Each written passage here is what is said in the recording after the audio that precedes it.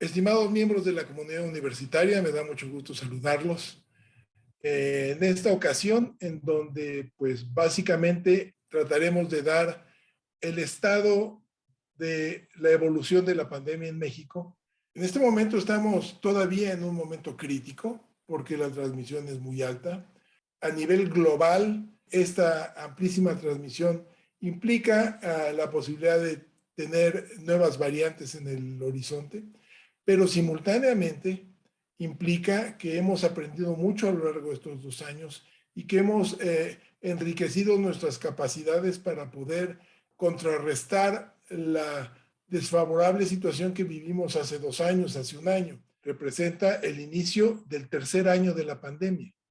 Difícil de imaginar esta larga evolución cuando lo analizábamos en los primeros meses de 2020, cuando organizábamos los gérmenes de lo que sería finalmente la comisión de asesores, de lo que sería la unidad de diagnóstico y de lo que sería este amplio canal de difusión que se ha establecido a través de las diferentes redes de comunicación que tiene la universidad. Déjenme empezar hablando de la situación global a nivel del mundo. Pues tenemos 365 millones de casos identificados, casi 4 millones de defunciones, y vale la pena únicamente destacar que estas cifras son casos confirmados, comprobados.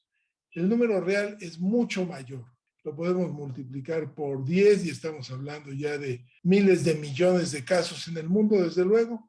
En defunciones no es tanta la escala que tendremos, pero podríamos decir que fácilmente puede ser el doble o el triple de lo que estamos cuantificando aquí.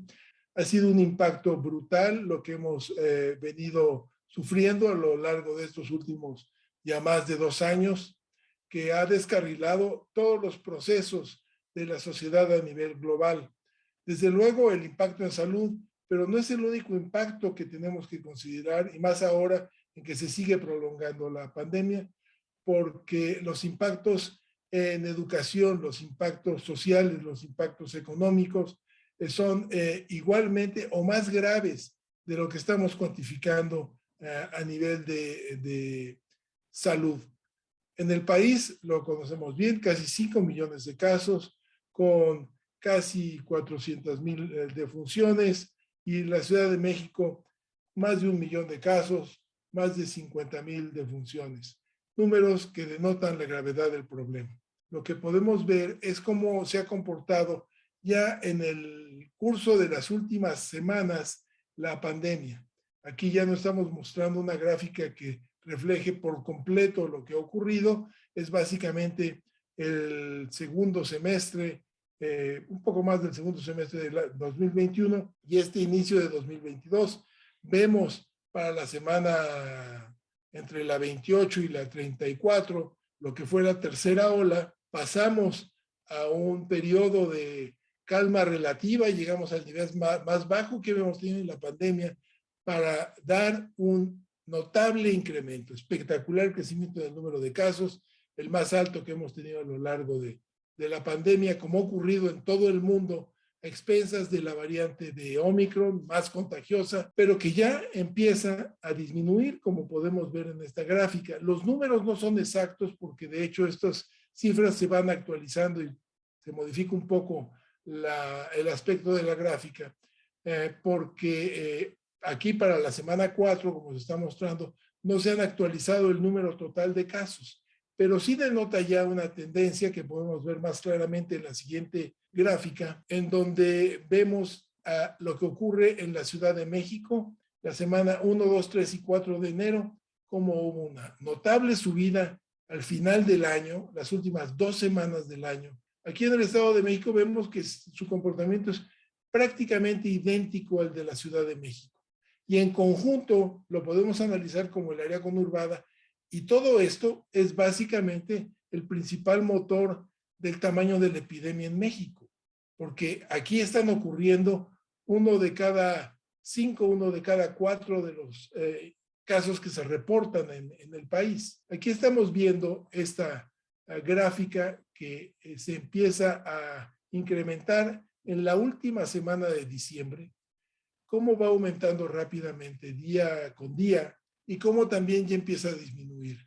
De hecho, es el día 10, el 11 y el 12, son los 3 días que alcanzamos el mayor número de casos informados, casi 60,000, y a partir de ahí empieza una disminución paulatina. Se ven algunos como escalones grandes que depende del reporte que se interrumpe en los fines de semana, aunque se va a ajustar, insisto, esto en los próximos días y semanas, la tendencia a la disminución es muy clara. Y esto lo tenemos que tener en mente en el contexto de que, además de que ha habido esta muy extensa transmisión de la infección natural, hemos alcanzado un alto número de personas vacunadas, más de 80 millones de personas que se han vacunado, reportadas, con esquema completo casi 80 millones, y en la gran mayoría de los estados la cobertura de vacunación es muy amplia. No en todos, hay algunos estados que están más bajos que otros, dependiendo también esto de la dificultad